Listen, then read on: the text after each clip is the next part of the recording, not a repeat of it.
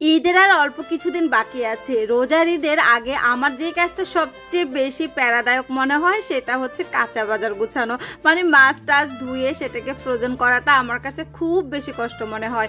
অন্যান্য কাজগুলো যদিও আপনারা করে ফেলতে পারি, কিন্তু এই কাজটাতে আমারই হাত দিতে হয়। তো সেক্ষেত্রে একটু কষ্ট হলেও সব মাছ একসাথে এনে একসাথে সব গুছিয়ে রাখার চেষ্টা করব। অন্যদিকে একটু ভুড়িও এনেছি। তো যাই হোক, আসসালামু আলাইকুম, সবাই কেমন আছেন? আশা করছি সবাই ভালো আছেন। অনেক বছর হলো ঢাকায় ঈদ করি না, মানে রোজার ঈদ করা হয় না, কোরবানি ঈদটা করা হয়। তো যেহেতু এবার অনেকদিন পরে করছি, একটু এলোমেলো অগোছালো হয়ে যাচ্ছে আমার জন্য। তো আমার কাছে যে কাজটা সবচেয়ে বেশি কষ্ট মনে হয় সেটা হচ্ছে মাছ বা কাঁচা বাজার যে জিনিসগুলো হয় ফ্রোজেন করাটা বা এগুলোকে ধুয়ে প্রসেসিং করাটা। তো সেদিন হচ্ছে গিয়ে একদম একসাথে অনেকগুলো মাছই নিয়ে আসলাম। সামনে আরও কয়েকটা রোজা আছে, তারপরে ঈদের পর, তো সব মিলে আসলে নিয়ে আসলাম। আর ঈদের সময় তো আমাদের আপারা থাকে না। তো এদিকে একটা বোয়াল মাছ, আইড় মাছ, রূপচাঁদা মাছ, চিংড়ি মাছ, তারপরে ইলিশ মাছ, তেলাপিয়া মাছ নিলাম। মানে সব মাছ থেকে অল্প অল্প নিলাম। বড় একটা রুই মাছ নিলাম। তারপরে হচ্ছে আরও অনেক মাছই নিয়েছি। এটা হচ্ছে একটা ছোট মাছ। মাছটা এত ফ্রেশ ছিল, দেখি মাহিদির আব্বুকে বললাম এটা নিয়ে নাও। তারপরে পোয়া মাছ নিলাম। আর ওইটা কি যেন হাইডা না জানি বাটা মাছ বলে।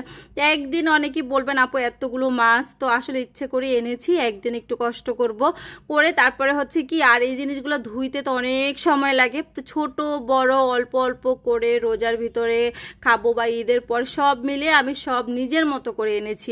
আর এইদিকে দেখেন ভুড়িও নিয়ে আসছি, মানে বলে না একদিনে মানে সব কাজ। এইদিকে হচ্ছে মাছটাতে আমার যত বেশি প্যারা না হয়েছে, ভুড়ি ক্লিনিংয়ে কিন্তু অনেক কষ্ট, তো সেইটাও করছিলাম। আর এইদিকে তো মানে ভুড়ি ক্লিনিং করা, মাছ ধোয়া, সব মিলিয়ে জিলিয়ে আমার অবস্থা হজবরল অবস্থা হয়ে গেছে। যদিও আমার আপারা ছিল, কিন্তু তারপরেও যেহেতু এই কাজগুলো আমি নিজের হাতে করি, আমার একটু কষ্টই হচ্ছিল। আর ভুড়িটা না, মানে যে অংশটুকু এনেছি খেতে মজা, কিন্তু এগুলো না নিতে অনেক কষ্ট হয়। তো যাই হোক, আজকে রোজার ভিতরে অনেক দিন পর্যন্ত চেষ্টা করছিলাম মানে ভুড়ি আনবো বা পায়া আনবো, কিন্তু আনা হচ্ছিল না। তো যাই হোক, এই দেখেন কি সুন্দর করে ফকফকা করে ক্লিন করেছি। এবার হলুদ দিয়ে তারপরে হচ্ছে সেদ্ধ করে রেখে দেবো। তো সেদিন আর কাটতে পারি নাই, কারণ হচ্ছে আপা তো এই সমস্ত সব মাছগুলো উনি একাই কেটেছে। তা আবার ওনার এত কাটাকাটি, তারপরে ধোয়া মোছা, ওনার যেতে যেতে অনেক লেট হয়ে গেছে।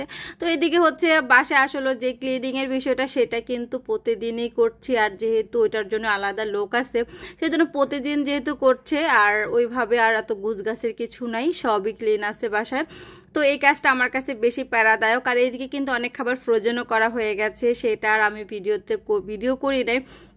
আসলে আমরা যেহেতু ডেইলি লাইফ স্টাইলটা মানে শেয়ার করি, তো একই রেসিপি একই জিনিস কতই করা যায়। তো যতটুকু সম্ভব আলহামদুলিল্লাহ মানে টাজগুলো একটু গুছিয়ে ফেলেছি।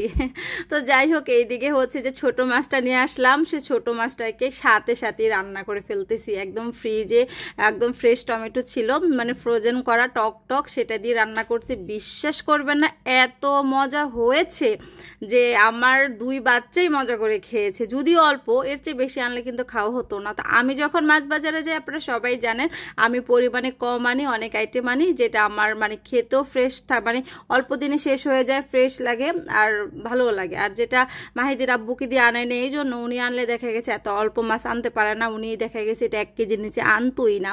তো যাই হোক, এটা রান্না করা শেষ। তারপরে একটু গরুর মাংস রান্না করব, কারণ বাচ্চারা যতই মজা করে খাক, ছোট মাছ দিয়ে তারা তৃপ্তি করে খেতে পারবে না, যদিও আমরা খেতে পারি।